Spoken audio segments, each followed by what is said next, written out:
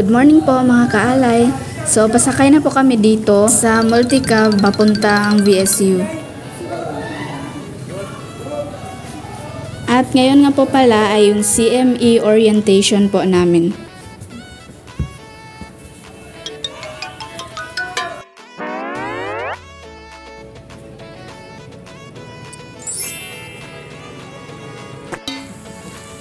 Day 3. At ngayon po, naka-formal attire po kami dahil required namin.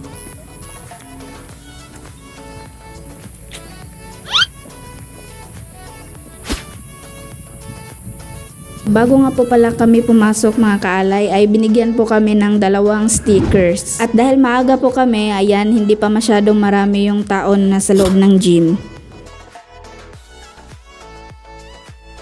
At di po nagtagal ay nag-start na po yung program. Tapos as usual po, may intermission number po.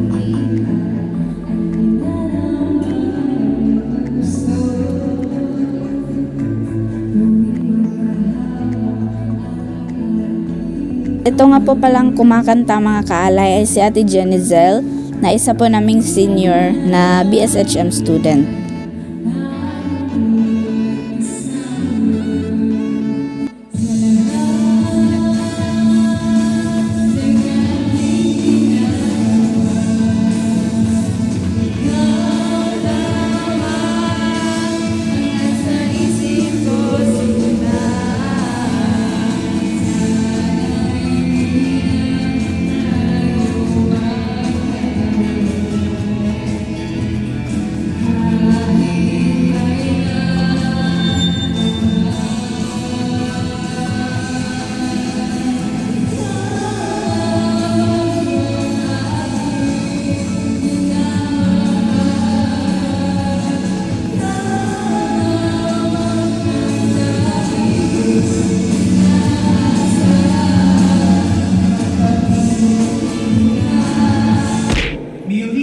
Orientation program with the understanding, abilities, and values necessary to This is Sherry Arcady, a fourth-year tourism student.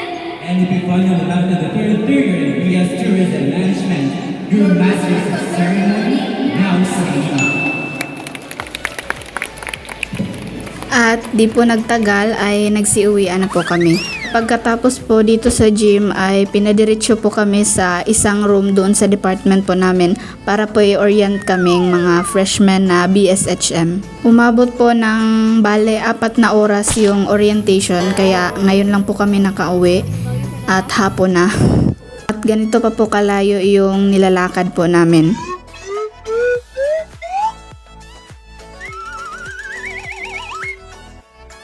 Sa araw po na to, puro lang po orientation yung ginagawa namin. Sa day 4 naman po, as usual, orientation na naman po para sa NSTP. Dito po kami papipiliin kung ano po yung gusto namin, yung CWTS po ba or yung ROTC. So ako po, yung pinili ko is yung ROTC since matagal ko na talagang dream na maging military. Actually, ito po yung una kong gusto nung bata pa ako, mag-military. Kung titingnan nyo po yung Facebook ko, may post po ako dyan na naka-military ang damit dahil pinapapresent po kami nun sa career guidance po namin nung grade 12 po kami. At gusto ko sanang maging chef doon kaso wala akong damit kaya nanghiram na lang po ako ng damit pang military sa mga kaibigan ko kasi alam ko namang mayroon silang gamit na ganun. At ito nga po, habang nag-i-intermission number yung isa sa mga kasama namin, lumipad to palapit doon sa kanya yung drone.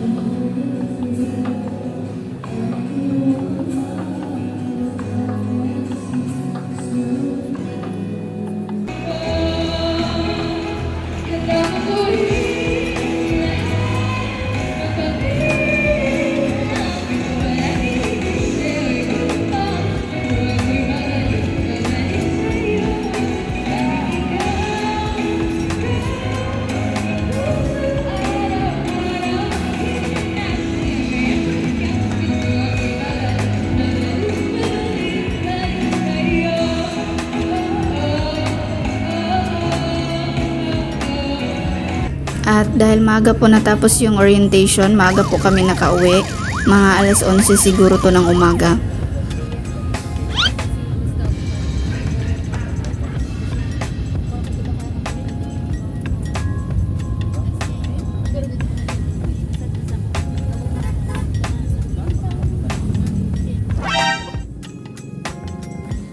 So mga kaalay, pauwi na po ako ngayon.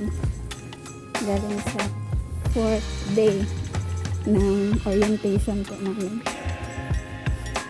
At ako lang po mag-isa ngayon kasi nauna na yung kaibigan ko. May pupuntahan po kasi daw siya. So ako na lang mag-isa. Kapagod.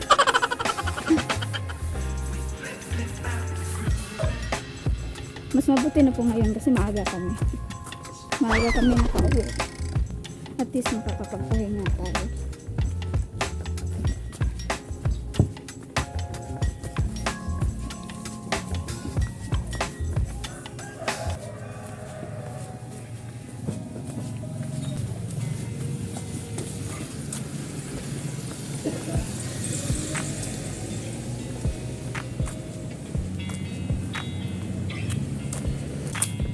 At yun lang po mga kaalay. Maraming salamat po sa panonood ng video na to. Huwag niyo pong kalimutang mag-subscribe sa aking YouTube channel at i-click niyo na rin po ang notification bell para maging updated po kayo sa susunod ko pa po mga videos. Thank you po mga kaalay. Bye! At pagdating ko nga po dito sa bahay ay naabutan ko po yung mama ko na nagluluto ng ulam.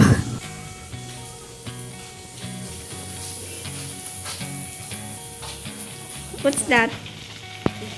At ito po, may pa-bonus clip ako. Natutuwa po kasi ako sa batang to. Hi! May video. Ha? Kinsa man eh. Kinsa man eh. Kinsa man eh. Kinsa man eh. Sa may nganin mo. Hmm?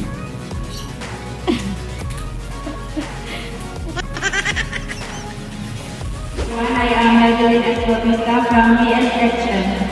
So my answer is 42. 42 now, correct? Yes! Yes, very good. Now, so you have here your gold coins.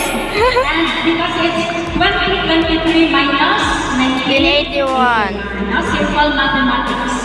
Okay, let's go to the next question.